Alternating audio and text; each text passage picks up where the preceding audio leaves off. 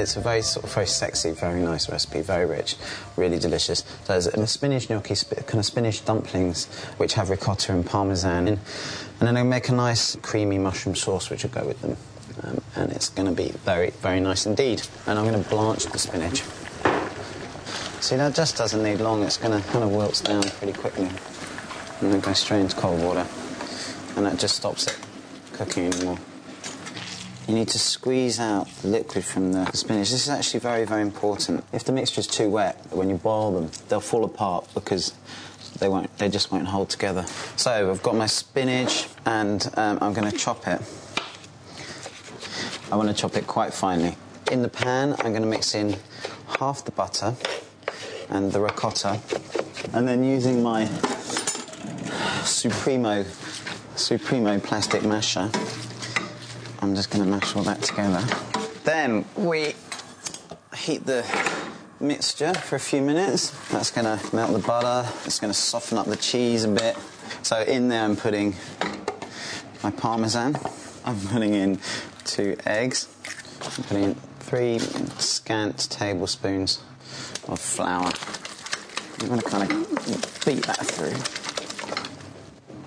And then I'm going to spread it out on the plate because I want it to cool. Because what we've got to do is we've got to turn it into little shapes, and that'll be much easier to do if the mixture's cold. So we put that to one side. In the meantime, I'm going to make this sauce. For the sauce, I'm just going to thinly dice some shallots. I'm just going to soften them so they go translucent. A little salt in there will help them soften. So that's my garlic, very finely chopped garlic. In the meantime, let's chop these mushrooms. You want the mushrooms to actually release their liquid fast and on a high heat so that it evaporates quickly. A sploosh of white wine.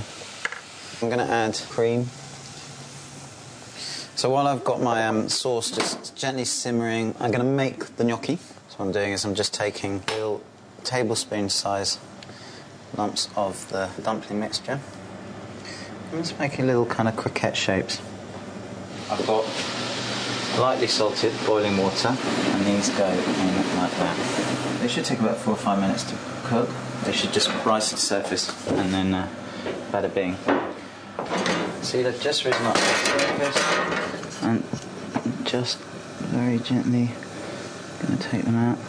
I just grate a little bit of parmesan over them too. Okay, and then whack it in the oven under the hot grill.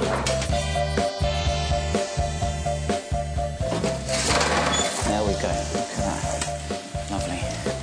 Wanting to share his success of finding London mushrooms, Ollie has got girlfriend Julie and friend Jess around to give them a taste. Go for it. See, man.